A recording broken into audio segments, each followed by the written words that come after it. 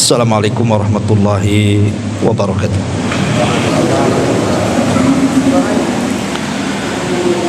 Alhamdulillah wassalatu wassalamu ala Rasulillah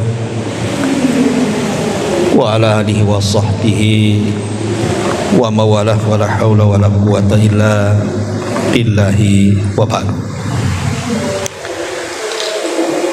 Alhamdulillah, segala puja dan puja hanya milik Allah subhanahu wa ta'ala. Salawat dan juga salam tahdiahkan kepada Rasul kita Nabi besar Muhammad sallallahu alaihi wasallam.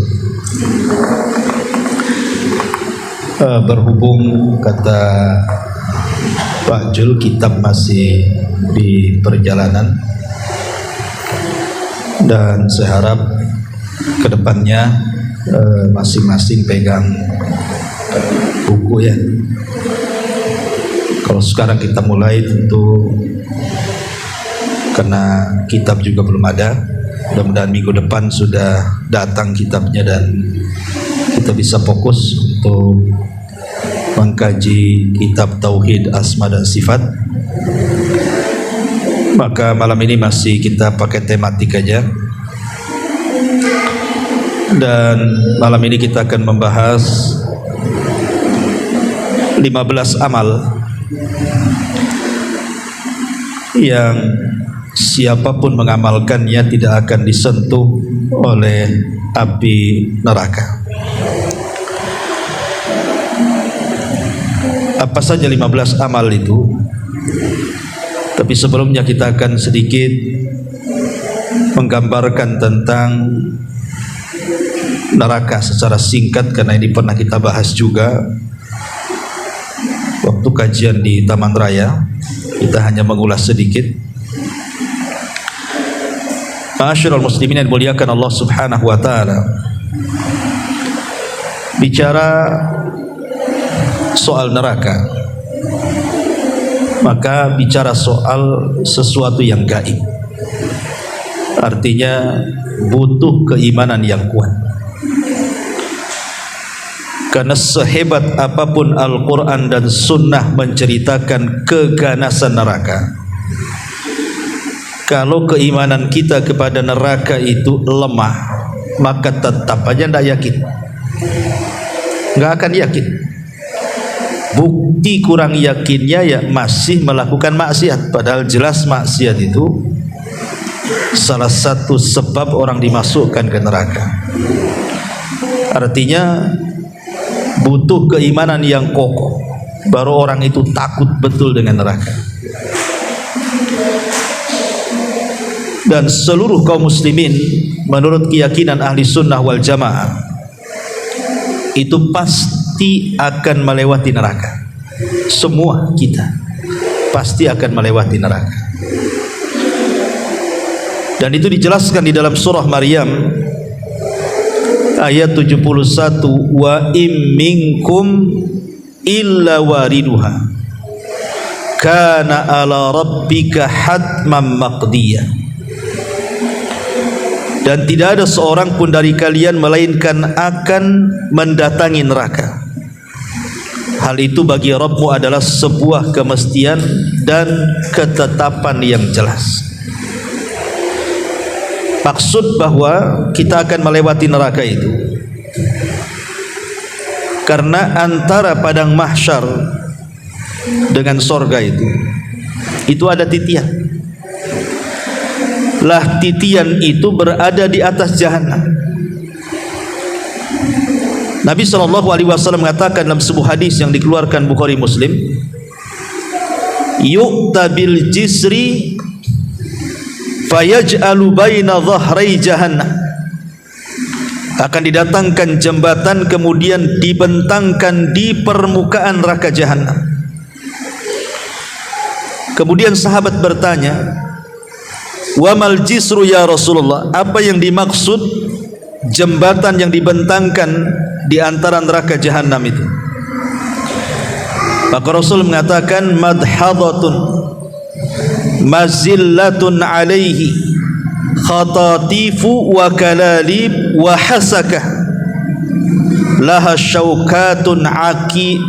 syaukatun ukaifa takunu bin najdi yuqalu laha sa'dan, kata Rasul.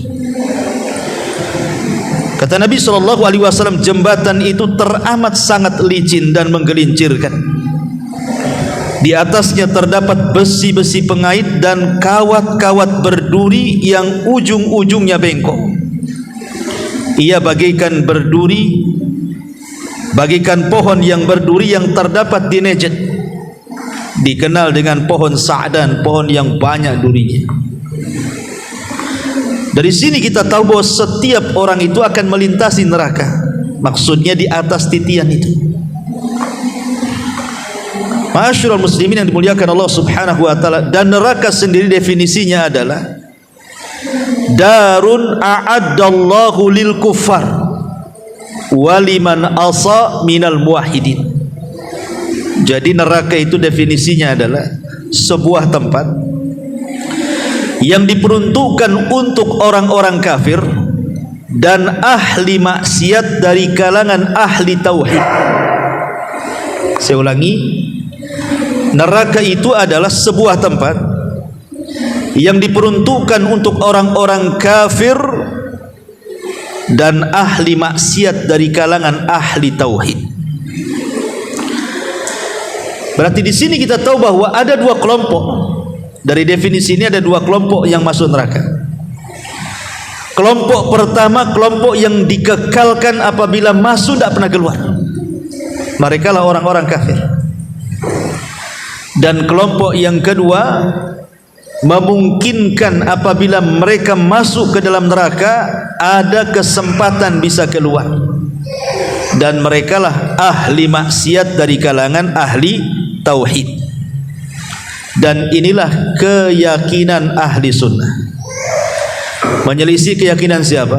Keyakinan Khawarij dan keyakinan Mu'tazilah. Sebab orang-orang Khawarij dan Mu'tazilah mengatakan kalau orang masuk neraka gak akan keluar. Jadi orang-orang Khawarij mengatakan kalau orang masuk neraka dipastikan gak akan mungkin keluar lagi. Makanya ketika pemahaman mereka terhadap para pelaku dosa besar, orang-orang Khawarij mengatakan apa? Di dunia kafir, di akhirat dikekalkan di neraka. Tapi Mu'tazilah banci pula dia. Di dunia tidak dikatakan kafir, tetapi manzilatun baina manzilataini. Tidak dikatakan mukmin, dia tidak dikatakan kafir juga. Tapi kalau di akhirat sama-sama seperti Khawarij, masuk neraka enggak akan pernah keluar. Nah, itulah keyakinan orang-orang Khawarij dan Mu'tazilah. Ahli sunnah tidak demikian. Para pelaku dosa besar, mereka mukmin tapi naqisul iman, kurang imannya. Dan kalaupun mereka harus masuk neraka itu adalah tahta masyiatillah, di bawah kehendak Allah. Kalau Allah mau tidak dimasukkan ke neraka, tapi kalau Allah mau Allah masukkan ke neraka, kemudian setelah habis dosanya dikeluarkan. Itulah keyakinan al-wasat namanya. Makanya ada istilah akidah wasitiyah, tengah-tengah ya. Ma'asyiral muslimin yang dimuliakan Allah Subhanahu wa taala, lah di antara sifat-sifat neraka ini. Neraka ini ikhwan, dia punya leher. Kemudian juga neraka ini juga memiliki kedua mata, kedua telinga dan satu lisan. Dan itu disebutkan dalam sebuah hadis, takhruju unuku min nari yaumal qiyamah. Jadi leher neraka itu akan keluar pada hari kiamat. Laha ainani tubsiran, dia memiliki dua mata yang akan memandang. Wa udhunani tasma'an, dan dua telinga yang akan melihat, yang mendengar. Wa lisanun yantik, dan satu lisan yang akan bicara. Apa kata neraka?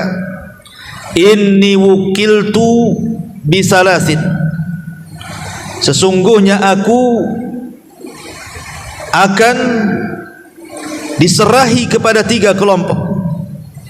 Bikulli jabbarin anid, setiap orang yang sombong lagi berpaling. wa bikulli man da'a ma Allah ilahan akhar, dan setiap orang yang menyembah selain daripada Allah, wal bimusawwirin, dan para penggambar-penggambar makhluk yang bernyawa. Lihat di sini bahwa di antara sifat neraka itu punya dua telinga, dua mata, satu leher, satu lisan, dan akan bicara. Kalau anda atau kita ditanya tentang bentuk neraka, maka Nabi SAW bersabda dalam hadis Uqbah bin Amir radhiyallahu anhu tentang bentuk neraka. Uridat alayyan nar, kata Rasul, satu hari ditampakkan kepadaku neraka. Fa aqbala ilayya minha syai'un hatta dana bimakani hadha. Lalu sesuatu menghampiriku hingga mendekat kepada tempatku. Fa khasyitu an taghsyakum, lalu aku takut dia akan menutupi kalian. Fakultu, dan aku katakan, Rabb, wa ana fihim, ya Rabb, aku ada bersama mereka. Fasarafaha, maka Allah subhanahu wa ta'ala menggeser neraka tersebut angkum, dari kalian. Fa'adbarat kit'atan ka'annaha az-zawabai atau az-zawabi, maka tiba-tiba dia menghilang, tapi tampak seperti tikar yang sangat luas. Di sini Nabi SAW digambarkan bentuk neraka seperti tikar yang terbentak. Adapun berapa luasnya neraka, maka dalam hadis Abi Hurairah radhiyallahu anhu, Nabi SAW mengatakan, asy-syamsu wal qamar thawrani mukawwarani fin nari yaumal qiyamah. Kata Rasul, matahari dan bulan akan digulung di neraka kelak pada hari kiamat. Kalau kita cerita luasnya matahari, luasnya bulan tentu luas sekali. Luas bumi saja 1,3 juta kan itu, kali lipat mungkin ya kalau matahari dibandingkan dengan bumi itu. Matahari jauh lebih besar kan. Lah matahari dengan bulan yang sebesar itu, yang matahari saja 1,3 juta lipatan lebih gitu ya dengan bumi, itu dimasukkan ke dalam neraka. Bagaimana nerakanya gitu maksudnya. Kalau ada yang bertanya, lah apa salahnya matahari dan bulan? Kenapa pula dimasukkan ke dalam neraka? Lain kalau manusia yang bermaksiat masuk neraka, wajar karena maksiatnya. Lah maksiat matahari bulan itu apa kan itu? Dia kan makhluk yang tidak bersalah. Allah ketika memasukkan matahari dan bulan itu bukan karena kesalahan matahari dan bulan, tidak, hanya ingin membantah penduduk neraka bahwa ketika di dunia mereka menyembah matahari dan bulan itu, bahwa keduanya bukan Tuhan. Buktinya Allah masukkan ke neraka gitu maksudnya. Makanya Allah subhanahu wa ta'ala mengatakan, la tasjudu lisyamsi wala lil qamari wasjudu lillahi alladhi khalaqahunna in kuntum iyyahu ta'budun. Jangan kalian sujud kepada matahari dan bulan, tapi sujudlah kepada yang menciptakan keduanya. Berarti tidak tahu berapa luasnya neraka itu. Ya kita bisa ukur ketika matahari bulan aja dipendamkan, nah itu dah kita dah bayangkan. Adapun kedalamannya, maka Nabi SAW mengatakan dalam hadis Abu Hurairah radhiyallahu anhu yang dikeluarkan Imam Bukhari, ketika Rasul sedang kumpul-kumpul para sahabat seperti ini, tiba-tiba ada suara yang menggelegar. Kemudian Rasul bertanya, tahu enggak suara itu? Sahabat mengatakan, Allah dan Rasulnya yang tahu. Kata Rasul, hadza hajarun rumiya bihi fin nari mundu sab'ina kharifan falahu wa yahfi fin naril an hina intaha ila qa'riha. Itulah suara batu sebesar unta katanya, dilempar ke dalam neraka sejak dulu 70 tahun yang silam. Sekarang baru sampai di dasarnya. Jadi kalau orang terjatuh dari titian itu ikhwan, masuk ke dalam jahanam, Anda bisa bayangkan kita berada terjatuh dari ketinggian di awang-awang itu sampai ke bawah itu, baru sampai ketika sudah lewat 70 tahun. Berarti kan tinggi sekali kan. Neraka itu dalamnya luar biasa. Kalau batu ditimpakan sebesar unta dari titian ke jahanam itu baru sampai di dasarnya setelah 70 tahun perjalanan. Adapun panasnya api neraka disebutkan dalam Sahih Bukhari, narukum juz min sab'ina juz'an min nari jahannam. Qila ya Rasulullah, in kanat lakafiyatun, qala fuddilat alaihin bi tis'ati wa sittina juz'an kulluhum mithlu harriha. Api kalian di dunia ini merupakan bagian dari 70 bagian api neraka jahanam. Lalu ditanyakan kepada beliau, wahai Rasul, satu bagian itu saja sudah cukup menyiksa para pelaku maksiat sebenarnya. Coba di dunia ini, isi dunia ini semua api, ikhwan. Isi dunia ini semua api kan. Di bawah lautan ada gas api, ya kan? Di bawah tanah ini ada api semua, ada vulkan, ada larva, ada macam-macam kan. Kalau seandainya itu api-api satu dunia ini dikumpulkan, yang di dasar lautan, yang di dasar bumi, yang di permukaan bumi, untuk mengadab ahli maksiat, kata Rasul, itu cukup sebenarnya. Padahal itu baru satu bagian dari 70 bagian kan. Kemudian kata Nabi SAW, ditambahkan atasnya dengan 69 kali lipat yang sama panasnya. Sepanas apa itu api neraka? Ma'asyiral muslimin yang dimuliakan Allah Azza wa Jalla. Adapun atapnya, atap neraka, maka disebutkan dalam surah Waqiah, wa dhillum miyahmum la barid wala karim. Dan naungan atap neraka itu adalah asap yang hitam, tidak sejuk dan tidak menyenangkan. Jadi pelaponnya bahasa kita itu adalah asap-asap yang sangat hitam. Jadi orang kalau masuk neraka udah nggak tampak lagi karena sudah banyak asap-asap yang hitam, dan itu juga disebutkan dalam surah Al-Mursalat. Adapun hawanya, angin neraka, maka disebutkan dalam surah Al-Waqiah, fi samumin wahamin. Mereka dalam siksaan angin yang sangat panas dan air yang sangat mendidih. Adapun bahan bakarnya, maka Allah mengatakan dalam surah Al-Baqarah 24, wa quduhan nas wal hijarah, bahan bakarnya manusia dan bebatuan. Adapun kengeriannya, Allah katakan dalam surah Mursalat 32, innaha tarmi bi syararin kal kautsar. Sungguh neraka itu menyemburkan bunga api sebesar dan setinggi-tinggi istana. Adapun suaranya, maka disebutkan dalam surah Al-Furqan 12, idza ra'atkum mim makanin ba'id sami'u laha taghayyudan wa zafira. Apabila neraka melihat mereka dari tempat yang jauh, mereka mendengar suara yang mengguntur dan menggemuruh karena kemarahannya.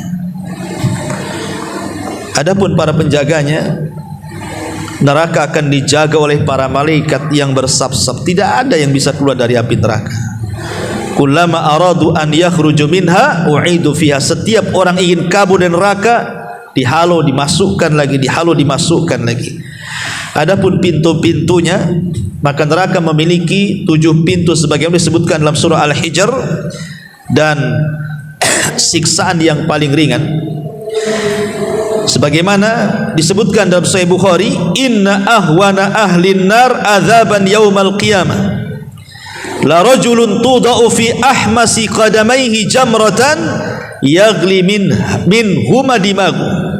Sesungguhnya seringan-ringan siksa ahli neraka pada hari kiamat, orang yang diletakkan bara api di bawah tumitnya namun mampu mendidihkan kepalanya.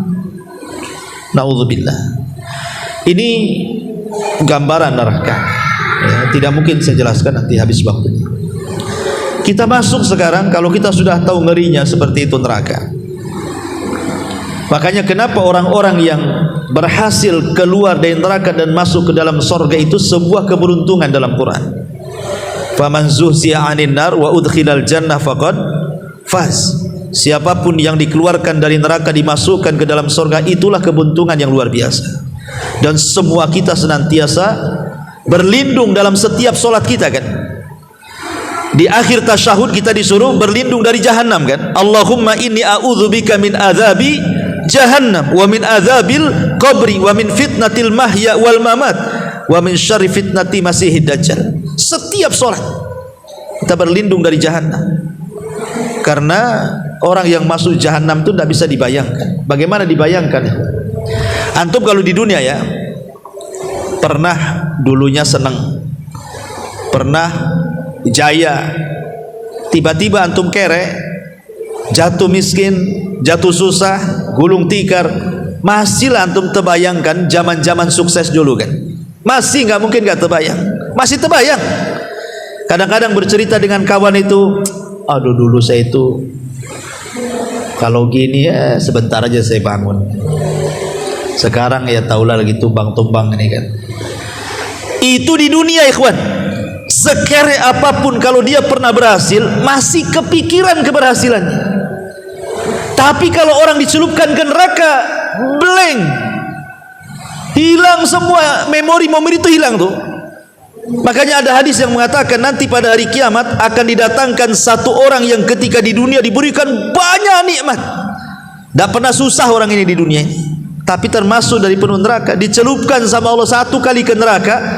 Kemudian Allah bertanya, hal marra bika min ni'amin qad, masih kebayang nikmat-nikmat bukan? Dia mengatakan tidak, wahai Rabb, blank, hilang semua memorinya. Coba itu dicelupkan satu kali, itu gimana kalau dimasukkan di situ? Oh, makin hilang lagi otaknya. Ini menunjukkan bahwa, makanya kenapa jangan coba-coba kemudian seperti orang-orang Yahudi yang mengatakan apa? Lan tamassana nar illa ayyamam ma'dudat, katanya. Kami walaupun harus masuk neraka, kata orang Yahudi, paling 40 hari katanya. Habis itu kami keluarkan neraka masuk surga. Dia pikir betul-betul 40 hari dia dimasukkan. Itu kan klaim mereka saja. Oke lah 40 hari. Satu harinya kehidupan neraka kalau dibilang dengan kehidupan dunia itu sama dengan 1000 tahun. Kan Allah yang mengatakan inna yawman inda rabbika ka alfi sanatim mimma ta'udun. Satu hari kehidupan akhirat bila dibandingkan dengan kehidupan dunia ibarat 1000 tahun. Jadi kalau 40 hari ya kalikan saja kan begitu. Itu kan orang Yahudi pengklaim iya kalau 40 hari loh, kalau kekal selama-lamanya. Dan itulah yang kita yakini bahwa orang-orang Yahudi kafir mereka akan dikekalkan di dalam. Ma'asyiral muslimin yang muliakan Allah Azza wa Jalla. Lah dari sini kita butuh amalan-amalan yang dengan amalan itu kita tidak disentuh api neraka. Yang pertama adalah at-tauhid. Dan itu disebutkan dalam Sahih Bukhari Muslim dari hadis Anas ibn Malik radhiyallahu an. Nabi sallallahu alaihi wasallam berkata kepada Muadz bin Jabal radhiyallahu an, "Ma min ahadin yashhadu an la ilaha illallah wa anna Muhammadar Rasulullah sidqan min qalbihi illa harramahu Allahu 'alan nar." Tidaklah salah seorang di antara kalian yang bersaksi bahwa tidak ada sembahan yang berhak disembah kecuali Allah dan Muhammad adalah utusan Allah, jujur dalam hatinya, kecuali Allah akan haramkan neraka padanya. Kalimat jujur dalam hatinya sidqan min qalbi, ada catatan para ulama. Ya, maksudnya begini, ikhwan. Apakah hanya semata-mata tauhid itu seseorang akan terbebas dari api neraka? Semata-mata mentauhidkan Allah. Anggaplah dia berzina, dia mencuri, dia riba, yang penting tidak datang ke dukun, yang penting tidak percaya jimat dan tangkal, yang penting tidak minta-minta ke kuburan, ke orang-orang soleh. Pokoknya saya tauhid mantap Ustaz ya. Tapi kalau riba masihlah kan itu. Nah, ini biasanya orang-orang yang sudah ngaji tauhid, ya kan? Orang-orang yang sudah hijrah, sudah belajar tauhid kan tidak mungkin lah antum melakukan kesyirikan kan.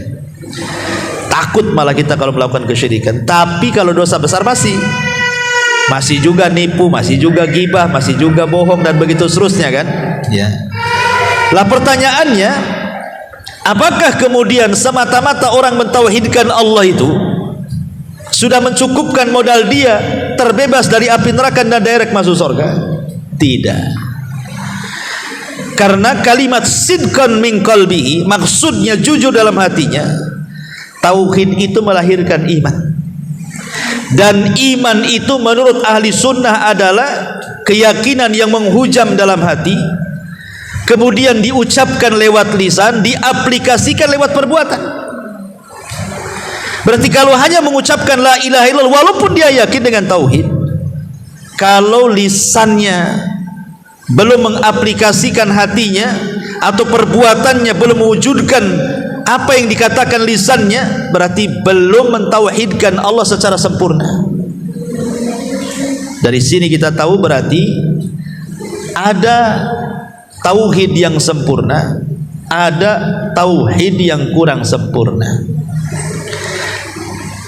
Orang-orang yang mentauhidkan Allah secara sempurna, orang-orang inilah yang direct masuk surga, nggak akan disentuh neraka. Seperti 70.000 orang yang masuk surga tanpa hisab dan azab. Itu kan tauhidnya sempurna tuh. Tidak minta diruqyah, tidak minta dikai, tidak tatayur, kemudian mereka pun bertawakal kuat kepada Allah, ia direct masuk surga. Tapi ada orang-orang yang tauhidnya kurang sempurna.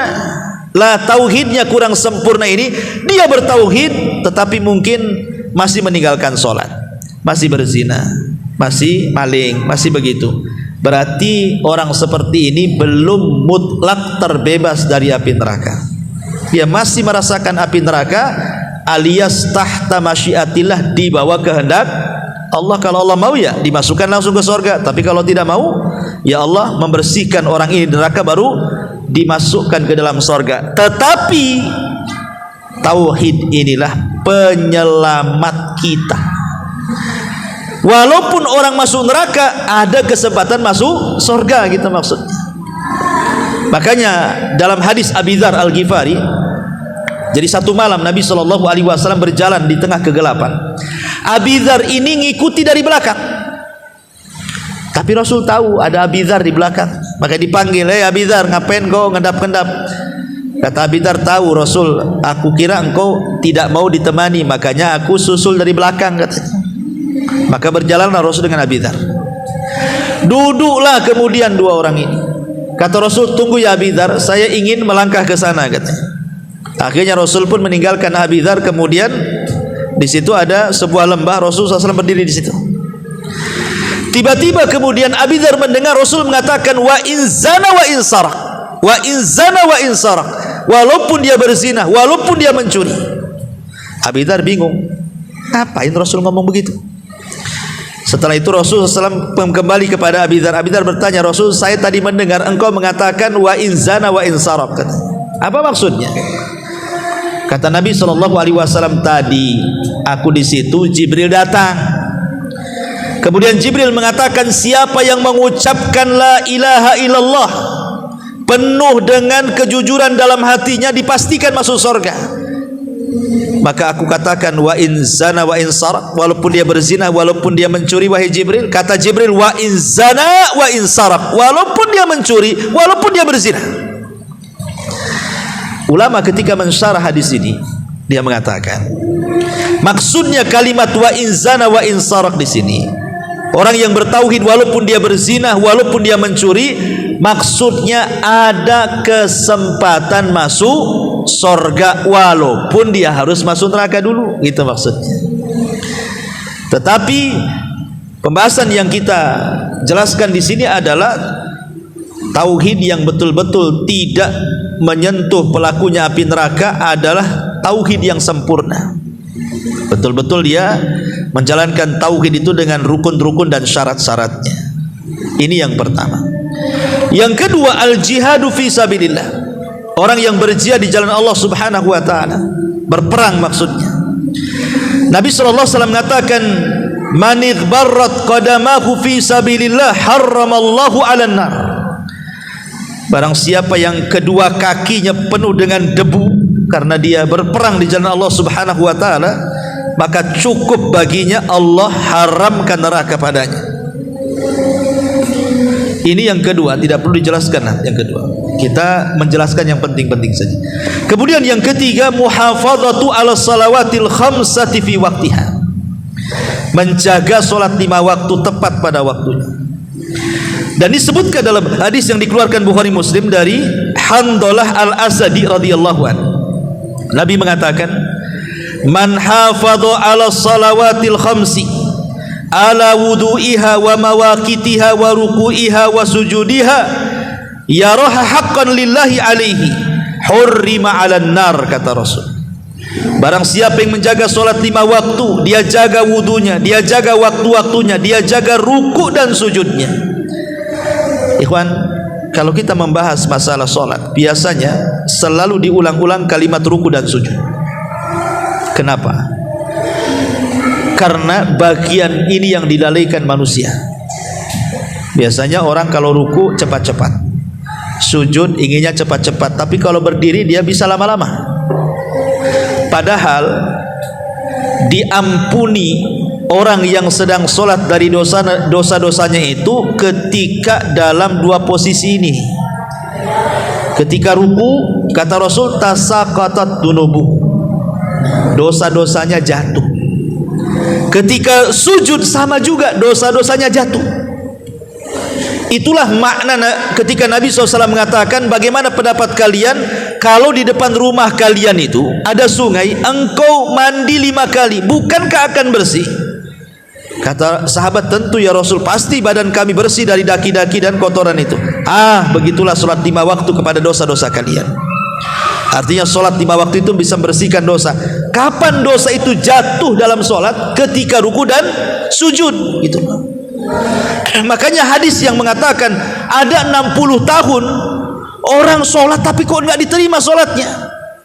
Maka Rasul mengatakan karena tidak pernah lurus ketika ruku dan sujud itu, tidak tumakninah, asal-asalan ruku dan sujudnya. Makanya tidak diterima, karena 2 posisi itu sebenarnya dosa-dosa kita itulah diampuni. Terjatuh tuh, berguguran, berjatuhan tuh ketika antum ruku, ketika antum sujud. Makanya perhatikan tuh ketika ruku dan sujud itu, terutama kalau antum sholat sunnah sendirian kan gitu ya, agak dilamakanlah ruku itu dan sujud itu, karena waktu itulah dosa kita runtuh, rontok kan itu. Makanya di sini dibawa-bawa, barang siapa yang menjaga solat 5 waktu, dia jaga wudunya, dia jaga waktu-waktunya, dia jaga ruku dan sujudnya, maka dan dia melihat bahwa perkara itu sebuah hak tuntutan untuk Allah, maka diharamkan padanya api neraka. Ya, apalagi anggota sujud itu ada hadis secara khusus kan, haramallahu 'alan nar an ta'kula atharas sujud. Allah haramkan bagi orang yang suka sujud anggota-anggota sujud.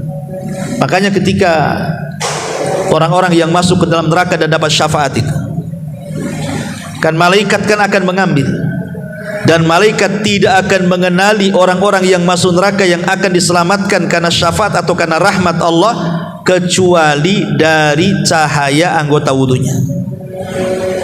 Jadi di neraka itu nampak orang-orang yang rajin sujud, kalaupun dia harus masuk neraka, dari situlah malaikat mengenali orang-orang yang masuk neraka kemudian diselamatkan. Ini yang ketiga. Yang keempat, arba'atu raka'atin qabla zuhri wa ba'dah, menjaga solat sunnah khususnya 4 rakaat sebelum zuhur dan 4 rakaat setelah zuhur. Disebutkan dalam hadis Ummu Habibah, salah satu istri Nabi SAW, aku mendengar Nabi SAW bersabda, man hafadhu ala 4 raka'atin qabla zuhri wa 4 ba'daha harramahullahu 'alan nar.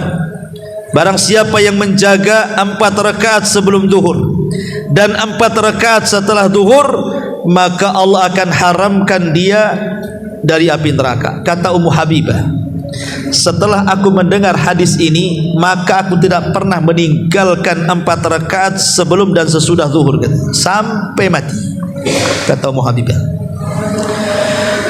Makanya karena keutamaannya besar, sampai Asy-Syaikh Ibnu Utsaimin rahimahullahu taala ketika ditanya tentang hukum orang yang biasa melakukan qabliyah zuhur, tapi karena kesibukannya akhirnya dia luput tidak melaksanakan qabliyah zuhur, umpamanya antum mengejar ke masjid, tahu-tahu sudah qomat. Artinya kan tidak sempat qobliyah kan?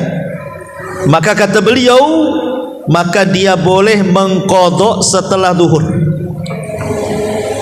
Jadi berapa rakaat? Ya, 2 rakaat saja. Diqadha setelah zuhur 2 rakaat. Ditambah dengan 4 rakaat setelah zuhur berarti 6 rakaat. Itu maksudnya ya. Jadi kalau yang luput qobliyah zuhur, maka bisa diqadha setelah zuhur tambah 2 rakaat lagi. Kan setelah zuhur 4 rakaat, tambah 2 rakaat lagi katanya. Berarti jadi 6 rakaat, tetapi bukan 6 rakaat sekali salam, tentu 2 rakaat salam, 2 rakaat salam gitu maksudnya. Dan ini juga senada dengan Syekh bin Baz rahimahullahu taala ketika ditanya, maka beliau mengatakan idza fatathu as-sunnatul qabliyatu sunnatadz zuhri. Apabila seseorang luput melaksanakan sunnah qabliyah, sunnah zuhur, fasunnatu yusalliha ba'da zuhri, maka disunnahkan dia salat setelah zuhur. Dan itu berdasarkan hadis Nabi sallallahu alaihi wasallam, Rasul pernah luput sunnah qabliyah zuhur, kemudian beliau qadha setelah zuhur. Karena ada perbedaan ya, kalau qabliyah itu waktunya pendek. Kalau qabliyah waktunya pendek karena antara adzan dan qomat. Tapi kalau ba'diyah itu panjang karena sampai habis waktu sholat. Pemanya habis duhur nih kan, ke asar kan panjang tuh, gitu ya. Maka memungkinkan mengqadha gitu ya. Tapi kalau qabliyah kan pendek karena habis adzan ke qomat, itu pendek kali. Ya, makanya dibolehkan qadha kan itu. Ini yang keempat. Kemudian yang kelima, idrak takbiratul ihram arba'ina yauman mutataliyatan. Antum salat mendapatkan takbiratul ihram imam selama 40 hari berturut-turut. Selama 40 hari berturut-turut antum mendapatkan takbiratul ihram imam. Yang disebutkan dalam Sahih Al-Jami' yang disahihkan oleh Syekh Nasir Al-Albani, Nabi SAW mengatakan dari hadis Anas bin Malik radhiyallahu an, man shalla lillahi arba'ina yawman fi jama'atin yudrik takbiratal ula kutibat lahu bara'atani, bara'atun min nar wa bara'atun minan nifaq. Barang siapa yang salat karena Allah 40 hari dalam jamaah mendapatkan takbiratul ihram, maka akan dicatat 2 bara'ah. Apa bara'ah? Berlepas diri. 1 berlepas diri dari api neraka, dan 1 berlepas diri dari sifat nifak. 40 hari saja tapi berturut-turut. Makanya untung orang-orang yang mondok di pesantren bertahun-tahun kan nih. Kita ini yang sudah di masyarakat ya mungkin 1 hari 5 waktu lah, jangan sampai luput dari takbiratul ihram aja tidak bisa. Mesti ada yang luput 1 ya kan. Coba kalau kita azamkan sajalah demi supaya kita tidak disentuh api neraka kan itu. 40 hari betul-betul antum fokus gitu ya. Sebelum qomat sudah ada gitu. Wah itu mantap ikhwan. Baik, kemudian yang keenam, muhafadzatu an salati subhi wal asri fi waqtiha, berusaha menjaga 2 salat wusta, subuh dan asar.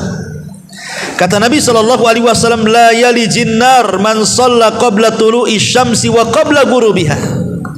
Tidak akan disentuh api neraka orang yang menjaga salat sebelum terbit matahari artinya subuh, dan sebelum terbenam matahari artinya asar. Karena begini ikhwan,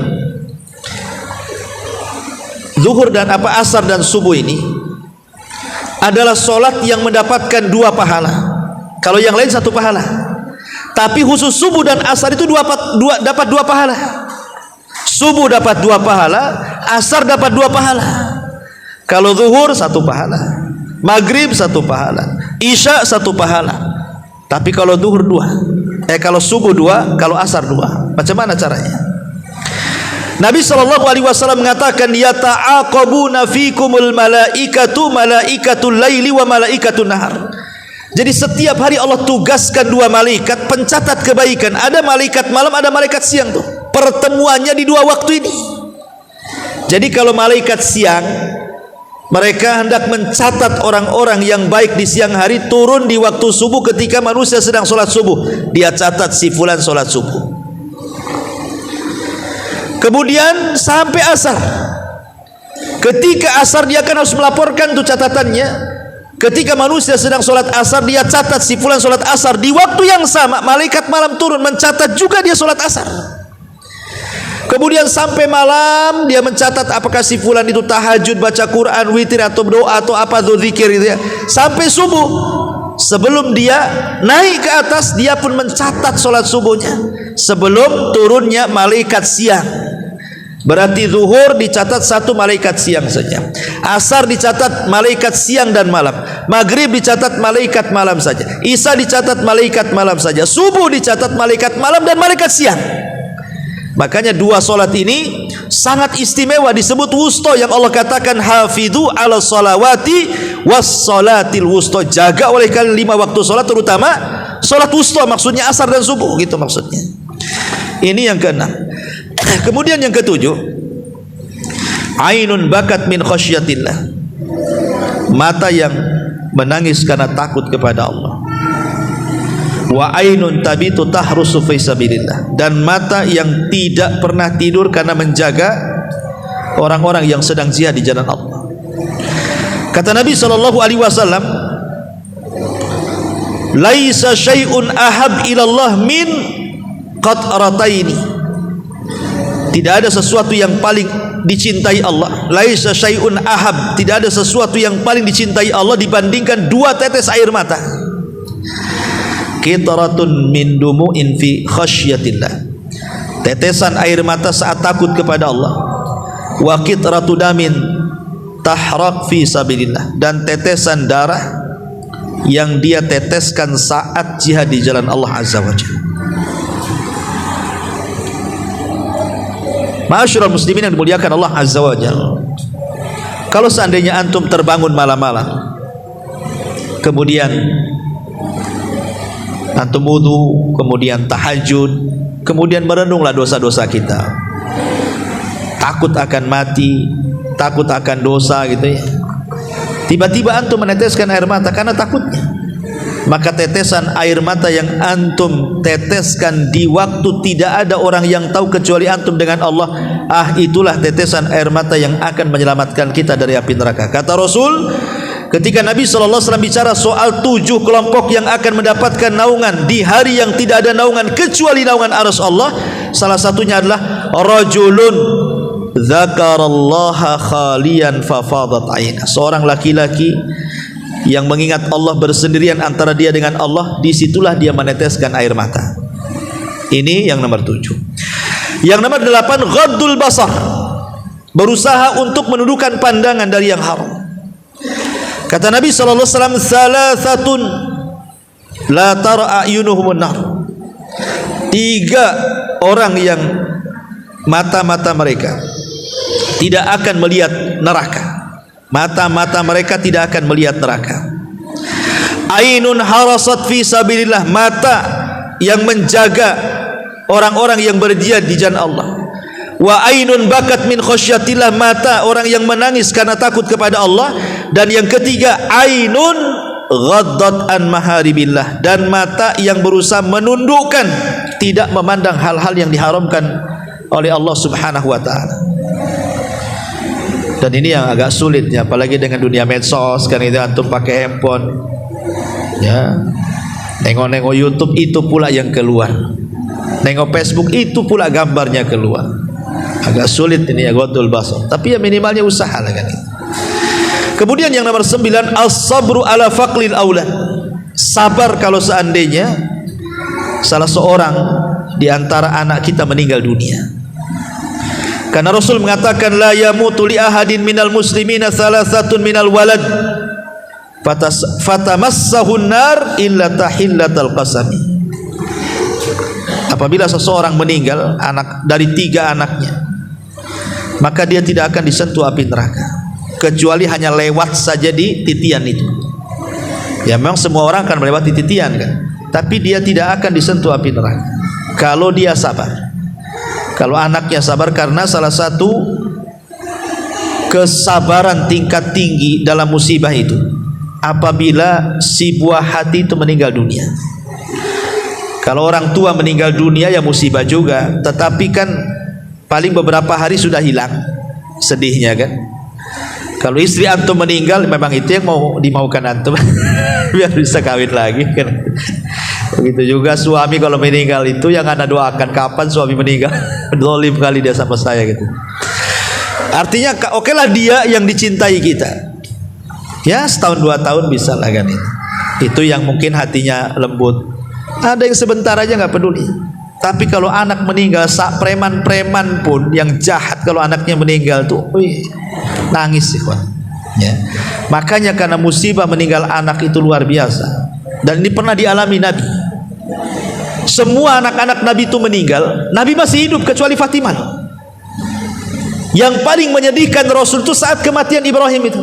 Karena itu putra terakhir beliau dan meninggal saat Rasul sudah usianya sepuh. Sudah mau meninggal juga gitu ya, berada Madinah. Jadi saking senangnya Rasul sudah tua, tahu-tahu punya anak laki-laki Ibrahim kan senang tuh. Tiba-tiba meninggal. Ya tentu kenapa Nabi tidak boleh ada anak laki-laki? Itu sudah takdir Allah kan? Karena biasanya kalau Nabi punya anak jadi Nabi itu masalahnya. Sementara tidak ada Nabi setelah Nabi kan gitu. Kalau Nabi punya anak laki-laki nanti jadi Nabi. Makanya lihat Nabi Daud punya anak Sulaiman jadi Nabi. Nabi Ibrahim punya Ishak Ismail dua-duanya jadi Nabi kan itu ya. Kemudian Nabi Adam punya anak Sis jadi Nabi. Jadi makanya kenapa Rasul itu tidak punya putra laki-laki, semua diwafatkan. Karena salah satu hikmahnya seperti itu tuh. Kemudian yang kedua dikhawatirkan hulu ekstrim nantinya. Oh, sama cucunya Nabi aja dari Fatimah itu orang sampai nyembah orang-orang Syiah itu sama Hasan Husain kan. Apalagi anak Nabi lagi kan gitu. Maka disembah lagi lah. Jadi Nabi SAW saat kematian Ibrahim itu sedih mendalam sampai dia nangis 3 hari. Abdurrahman ibn Auf ini bertanya kepada Rasul, engkau kan yang melarang niyah, tidak boleh menangis ketika kematian. Kata Rasulullah, ya Abdurrahman, ini tangisan rahmat bukan niyah. Bagaimana aku tidak nangis, kata Rasul. Innal aina la tadma wa innal qalba la tahzan wa inna bi firaqika ya Ibrahim la mahzunun. Yang namanya mata itu bisa meneteskan air mata wahai Abdurrahman. Namanya hati itu bisa terenyuh dengan kematian Ibrahim. Dan perpisahan aku dengan Ibrahim itu memang cukup melelahkan, menyesakkan dada.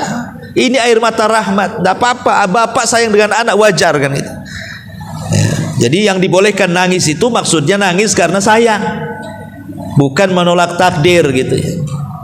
Kenapa anak satu-satunya kok ambil pula ya Allah? Nanti siapa yang warisi warisan saya itu? Menolak takdir itu. Nanti kalau sudah besar siapa yang merawat saya? Kalau sudah tua saya nggak punya anak, Allah yang merawat insya Allah ya. Kemudian yang nomor 10, al-insan al-hayyin layyin sahtabah. Orang yang mudah, lembut, memudahkan orang, tidak mempersulit orang. Orang yang menyederhanakan masalah, mungkin begitu bahasanya. Kan ada orang yang membesarkan masalah kecil jadi besar, ada yang menyederhanakan masalah besar jadi kecil gitu. Orang yang mudah sama orang itu mudah sekali. Sering ngasih udzur ya sudah, disakiti ya saya maafkan. Ya kalau jadi jualan hanya gara-gara kembali 1000 ya nggak apa-apa, ambil aja kan itu. Mudah. Jangan gara-gara 1000 penjual itu nyari satu keliling pasar gara-gara antum beli 1 jam dia baru dapat, nggak laku lah jualannya. Ya, itu namanya mempersulit pedagang. Ya. Kata Nabi SAW, ala ukhbirukum biman yahrumu 'alan nar. Maukah ku kabarkan orang yang diharamkan neraka padanya? Maka kata Rasulullah, kullu qaribin hayyinin sahlim. Orang yang dekat, orang yang mudah, orang yang supel, orang yang sederhana, itulah mereka salah satu sifat orang-orang yang tidak disentuh api neraka. Kemudian yang nomor 11, al-iman billahi wal yaumil akhir. Orang yang kuat keimanannya dengan Allah dan hari akhir, kuat keimanannya dengan kematian, dan itu juga disebutkan di dalam Quran. Allah Subhanahu wa taala mengatakan alladzina yaquluna rabbana innana amanna faghfir lana dzunubana wa qina adzabannar ila akhiril ayat. Kemudian yang nomor 12, menjaga rawatib, ya, menjaga sunnah rawatib. Berapa sunnah rawatib? 12. 12 ini 2 rakaat sebelum subuh, 4 rakaat sebelum zuhur, sudah 6 ya. Kemudian 2 rakaat setelah zuhur, 8. 2 rakaat setelah maghrib, 10 ya kan. Kemudian 2 rakaat setelah isya, berarti 12. Tapi ada yang berpendapat 10 dengan mengurangi 4 rakaat sebelum zuhur. Bagi yang mengatakan 2 rakaat setelah zuhur, sebelum zuhur berarti 10 rakaat. Bagi yang mengatakan sebelum zuhur 4 rakaat berarti 12 rakaat. Itu khilafnya. Jadi rawatib itu ada yang berpendapat 10 rakaat, ada yang berpendapat 12 rakaat. Dari mana khilafnya? Dari solat rawatib qabliyah zuhur. Bagi yang 10 berarti sebelum zuhur 2 rakaat gitu ya. Bagi yang 12 berarti sebelum zuhur 4 rakaat. Di situ perbedaannya. Dan Nabi mengatakan, man shalla fi yaumin itsnatai asyrata rak'atan haramallahu lahmahu 'anin nar. Barang siapa yang salat dalam satu hari 12 rakaat, Allah haramkan dagingnya dari api neraka. Kemudian yang nomor 13, as-saum. Orang yang merutinkan puasa, puasa sunnah, Senin Kamis, puasa Daud, Ayamul Bid, puasa sunnah lah. Nabi SAW mengatakan dalam hadis Muslim, man shoma yauman fi sabilillah ba'adallahu wajhahu anirar sab'ina kharifah. Barang siapa yang berpuasa satu hari saja karena Allah, maka Allah akan jauhkan wajahnya dari api neraka 70 tahun. Ada yang mengatakan 70 musim. Ini yang nomor 13. Yang nomor 14, as-sahar fi sabilillah, begadang karena di jalan Allah, seperti antum bertolabul ilmi, antum baca buku di malam hari gak tidur gitu ya, ataupun antum dengerin YouTube kajian sampai gak tidur ya. Memang betul-betul gak tidurnya itu karena dengar kajian, karena mencari ilmu, begitu maksudnya. Bukan karena gak bisa tidur, karena mikir utang, bukan itu ya. Maksudnya ya betul-betul antum menyengajakan malam-malam gak tidur itu untuk murojaah ya, maka itu namanya as-sar fi sabilillah ya.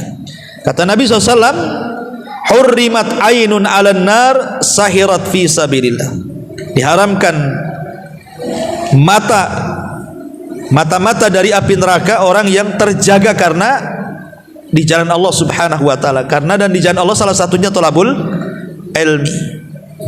Kemudian yang 15, zikrullah wa tauhiduhu indal maut. Senantiasa banyak berzikir dan dia bisa mengucapkan tauhid ketika kematiannya. Disebutkan dalam hadis yang dikeluarkan Imam Ibnu Majah dari Abi Sa'id Al-Khudri, Nabi SAW mengatakan, idza qala al-'abdu, apabila seorang hamba berkata, la ilaha illallah wallahu akbar, yaqulullahu azza wa jalla sadaqa abdi la ilaha illa ana wa ana akbar. Apabila seorang hamba mengatakan tidak ada sesembahan yang berhak disembah kecuali Allah dan Allah Maha Besar, maka Allah mengatakan hambaku telah benar. Ya, tidak ada sesembahan yang berhak disembah kecuali aku dan aku Maha Besar. Wa idza qala al-abdu, tetapi kalau hamba mengatakan la ilaha illallah wahdah, tidak ada sesembahan kecuali Allah saja, maka Allah mengatakan shadaqa abdi, hambaku telah benar, la ilaha illa ana wahdi, karena tidak ada sembahan yang berhak disembah kecuali aku saja. Wa idza qala, dan apabila hamba berkata la ilaha illallah la syarikalah, tidak ada sembahan yang berhak disembah dan tidak ada sekutu baginya, maka Allah katakan shadaqa abdi, hambaku telah benar, la ilaha illa ana wa la syarikali, tidak ada sembahan yang berhak disembah kecuali aku dan tidak ada sekutu bagiku. Wa idza qala, dan apabila hamba berkata la ilaha illallah lahul mulku wa lahul hamdu, tidak ada sembahan yang berhak disembah kecuali Allah, bagi dia kerajaan dan pujian, maka Allah mengatakan shadaqa abdi, hambaku telah benar, la ilaha illa ana, tidak ada sembahan kecuali aku, li al mulk wa li alhamdu, karena kekuasaan dan pujian itu hanya milikku. Wa idza qala, dan apabila hamba berkata la ilaha illallah wa la haula wa la quwata illa billah, tidak ada sembahan yang berhak disembah kecuali dan tidak ada kekuatan kecuali milik Allah, maka Allah mengatakan shadaqa abdi, hambaku telah benar, la ilaha illa ana, tidak ada sembahan yang berhak kecuali aku, wala haula wala quwata illa bi, tidak ada daya dan kekuatan kecuali milik aku. Apa kata Rasulullah? man ruziqahunna inda mautihi. Siapa yang salah satu lafaz-lafaz ini antum baca, berhasil antum baca sebelum matinya, ketika antum sedang sakaratul maut, lam tamassahun nar, maka antum tidak akan disentuh api neraka. Ya, dari lafaz-lafaz ini. Entah antum membaca la ilaha illallah Allahu akbar kemudian mati, atau antum membaca la ilaha illallah wahdah, atau antum membaca la ilaha illallah syarikalah, atau antum membaca la ilaha illallah lahul mulku wa lahul hamdu, atau antum membaca la ilaha illallah haula wala quwata illa billah. Pokoknya dari bacaan-bacaan ini kemudian Allah takdirkan meninggal antum di atas bacaan ini, maka Rasul mengatakan dia tidak akan disentuh api neraka. Artinya mati di atas tauhid, gitu maksudnya ya. Inilah 15 amalan yang disebutkan para ulama, dan kita tidak akan disentuh api neraka. Tapi ada sebaliknya, ikhwan. Sebaliknya itu justru dia tidak akan disentuh surga. Siapa mereka? Satu, orang musyrik tidak akan disentuh surga. Orang musyrik masuk neraka kekal di dalam. Lain asyrakta la yahbatanna amaluka wa la takunanna minal khasirin. Innallaha la yusyrik innallaha la yaghfiru an yushraka bi wa yaghfiru ma duna dzalika liman yasha. Wa man yusyrik billahi faqad harramallahu alaihil jannah. Dan banyak hadis-hadis ayat-ayatnya, siapa yang melakukan kesyirikan haram padanya surga. Yang kedua, al-muntahir, orang bunuh diri. Ya, orang bunuh diri, Nabi SAW mengatakan dia akan kekal di neraka. Maksudnya kekal di neraka itu lama, gitu maksudnya. Jadi kalau ada bahasa kekal baik di Quran ataupun sunnah, berarti maknanya dua. Makna kekal ya kekal tidak akan keluar, makna kekal saking lamanya disebut kekal, gitu maksudnya. Seperti orang yang membunuh seorang mukmin secara sengaja, Allah mengatakan apa? Wa man yaqtul mu'minan muta'ammidan fajazaohu jahannam khalidan fiha. Siapa yang membunuh seorang mukmin secara sengaja, maka akan masuk neraka, dikekalkan di dalamnya. Bukan kekal enggak keluar maksudnya. Saking lamanya Allah sebut kekal, gitu maksudnya. Sebab kalau seandainya kekal itu maknanya kekal tidak akan keluar, ini khawarij namanya. Ini orang-orang Mu'tazilah yang mengatakan seperti itu. Ahli sunnah bukan khawarij, ahli sunnah bukan Mu'tazilah yang kalau orang masuk neraka enggak keluar lagi, tidak. Jadi kalimat kekal ada yang kekal selamanya, ada yang dimaksud kekal itu saking lamanya sampai Allah mengatakan kekal, gitu maksudnya. Ya, orang yang bunuh diri itu seperti itu. Ya. Padahal niatnya bunuh diri itu supaya mengakhiri, supaya dari keperitan hidup kan. Malah masuk neraka lama-lama pula di situ. Tujuannya itu mau istirahat, orang bunuh diri itu malah masuk neraka kekal pula lama-lama di situ. Kemudian yang nomor 3, al-imamul ghas li ra'iyati. Ini pemimpin yang ghas, penipu rakyatnya. Ini musim kampanye nih, musim politik. Wah, semua janji keluar. Kalau aku jadi presiden, bla bla bla bla bla bla semua. Jangankan presiden, nyalek aja banyak kali janjinya. Udah jadi, mana ada janji itu? Tak ada, hilang janji. Kemudian qati'ur rahim, memutus silaturahim. Kemudian manida ila ghairi abi, mengklaim kepada yang bukan bapaknya, ngaku turunan Nabi padahal tidak sampai ke Nabi, yang ada ke Abu Jahal pula. Ya. Nah, ini kan bahaya. Ngaku Nabi itu harus, keturunan Nabi harus jelas nasabnya, badannya jelas. Kan ada badan khusus. Para ulama itu menyebutkan ada badan-badan yang memang dikenal kalau dicatat di situ ya turunan Nabi. Yang kedua, kabilahnya dikenal, seperti di Saudi, di Yaman kan dikenal oleh kabilah-kabilah. Oh, memang kalau kabilah itu sampai kepada Nabi, gitu. Kalau di sana memang mudah mengenali, kalau di Timur Tengah kan, Saudi atau di Yaman. Kalau di negeri kita ini susah pula. Ya. Karena saya mendengar ada juga nasab beli. Jadi kalau ingin beli sampai ke turunan Nabi itu beli nasab. Oh, masa nasab dibeli? Padahal mengaku kepada yang bukan turunannya tidak boleh, kawan. Umpamanya antum ngambil anak angkat, kemudian dinasabkan kepada bapak angkat, tidak boleh. Kenapa? Karena nanti konsekuensinya banyak hukum-hukum yang kabur di situ. Seperti mahram, waris, wali, kan nanti susah nantinya. Ini anak angkat perempuan, antum nasabkan ke antum. Satu, dia bukan mahram kalau sudah besar, udah balik. Yang kedua, dia bukan ahli waris. Yang ketiga, antum tidak bisa jadi wali kan. Sementara antum klaim dia anak antum, cuman akhirnya banyak hukum-hukum yang berlaku di situ nantinya. Makanya tidak boleh dalam Islam menasabkan anak angkat ke bapak angkat. Maka diancam lagi dalam Islam, manidda ila ghairi abi wa huwa ya'lam fal jannatu ali haram. Siapa yang mengklaim kepada yang bukan bapaknya dan dia tahu, surga haram bagi dia, kata Rasul.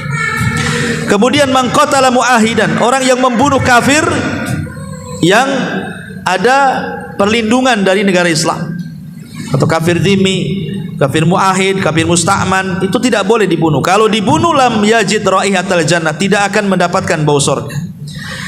Kemudian yang terakhir, 3 kelompok yang disebutkan dalam satu redaksi hadis. Kata Nabi SAW, salasatun la yadkhulunal jannah. Ada 3 kelompok yang tidak akan masuk surga. Al-aquli walidaini, durhaka sama orang tua. Wadayuth, kepala rumah tangga yang tidak punya kecemburuan keluarganya maksiat. Kemudian warrajilatu minan nisa, perempuan yang kelaki-lakian, ya, tomboy bahasa kita. Dalam riwayat yang lain, salasatun la yadkhul jannah, 3 orang tidak akan masuk surga. Mudminul khamri, orang yang gemar minum khamr. Wa qati'ur rahim, orang yang mutus silaturahim. Wa musaddiqun bisir, orang yang membenarkan dukun. Dalam riwayat yang lain, salasatun la yadkhulunal jannah, syaikhun zanin, tidak akan masuk surga 3 kelompok. Yang pertama, kakek-kakek, udah kakek berzina. Yang kedua, wal imamul kadzab, imam yang dusta, pemimpin yang dusta. Wal ail al mazhu, orang miskin lagi sombong. Nah, miskin sombong lagi. Nah, berarti kalau kita dikumpulkan di sini 3 orang dalam satu redaksi. Pertama, orang yang durhaka dengan orang tua. Yang kedua, dayus, kepala rumah tangga yang tidak punya kecemburuan. Yang ketiga, wanita-wanita yang menyerupai laki-laki atau sebaliknya. Yang keempat, orang-orang yang gemar minum khamar. Yang kelima, orang yang membenarkan sihir. Yang keenam, kakek-kakek sudah tua masih suka berzina. Yang ketujuh, pemimpin dusta. Dan yang kedelapan, orang miskin sombong. Nah, ini disebutkan mereka tidak akan masuk surga. Artinya tidak masuk surga awalian, maksudnya tidak akan masuk surga bersama rombongan yang awal-awal gitu maksudnya. Bukan sama sekali nggak masuk surga, artinya maksudnya tidak masuk surga bersama orang-orang yang awal, dia belakangan tak masuk neraka dulu baru masuk surga, begitu maksudnya. Nah, inilah diantara orang-orang yang diharamkan surga dan orang-orang yang diharamkan dari api neraka, dan tadi sudah dijelaskan gambaran tentang neraka. Wallahu a'lam bishawab. Subhanakallahumma bihamdika asyhadu an la ilaha illa anta astaghfiruka wa atubu ilaik. Allahu ta'ala. Assalamualaikum warahmatullahi wabarakatuh.